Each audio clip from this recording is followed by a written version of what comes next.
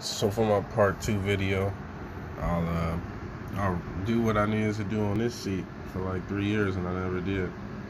And this is the Dove gray seat that I took out. That was one of the two. My driver's seat had a twist problem, very bad. Same side, left side, backrest. Again, the top motor is for the back. The back motor is for the incline, decline, raising the seat up and down. Alright guys, so part 2, I'm going to show you how to fix the cable, showing you every step and how to do it. I'm not just going to skip and then, oh, it's finished. No, I'm going to show you how it's really done. Pretty simple. So, I don't recommend using a lighter because the flame can, come back at you and whatnot, depending on when you're doing this at. Kind of breeze. But what I used on what I showed you earlier on the part 1 video. Hey, what is that on my finger? Sorry guys. I don't know what that was, but whatever. So on the part 1 video, I used the lighter. I didn't show you, but that's what I used. I'll use it again because that's what I have. You just basically get it started. And you hold your fingers back. And you just hold that flame to the metal piece there. There.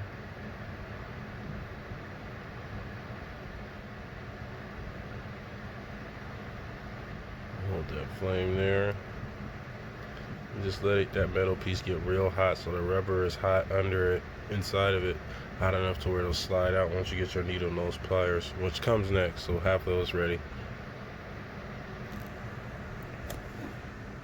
Alright, as you can see, I think my flash turned off. There we go. Alright, it's hot. Got my needle nose. So what I'll do now is I'll grab the cable, start to pull at it. As you can see, it starts to give way because it's hot. And pull it out.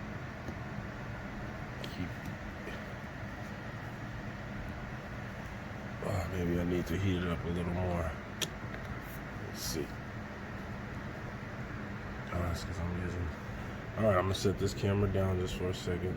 There's no way I can get that angle. Sorry guys, hold on. Pause.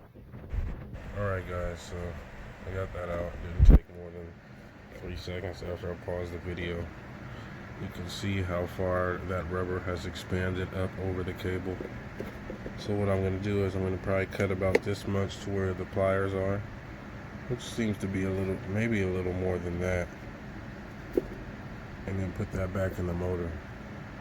My other seat, if you're on my Instagram, you'll realize, I don't even know, to be honest, if I recorded that much. But again, as I was saying on my Instagram, when I did the other seat on the other car, when I took this cable out, the rubber wasn't that far up. It wasn't that bad. This seat has, as you can see, hasn't been repaired at all. I think the other seat that I was working on had the rubber cut back at one point, but I don't think this one ever has because it's just very far up. So I'm going to cut right about where those needle nose pliers are at. I'm going to pause the video now and come back. So basically, have a box cutter, something like this, handy, not scissors. I guess you could use scissors, but this will be a little easier, it's sharper. And just cut right where I showed you, dependent on how far, again, that rubber has come forward on your cable. Alright, and we're back. And so, cut that much rubber off, and I push the cable back into the rubber piece. And as you can see, that's the part that should be in the motor. And I think that should be enough to get us back on track.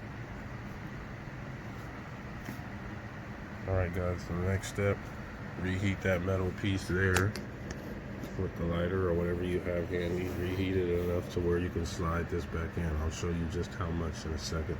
I'm going to heat it up, then I'll grab the camera and record how much I put back inside. Alright, so I got it nice and hot now. Let's get this table back in there. Get those pliers on that rubber. Push it back in there.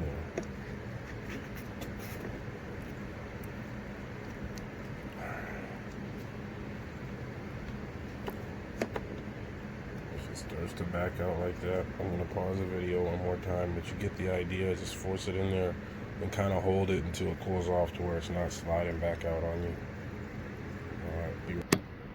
Alright, so I got it in there pretty good. And now, just hold it there, let it cool off.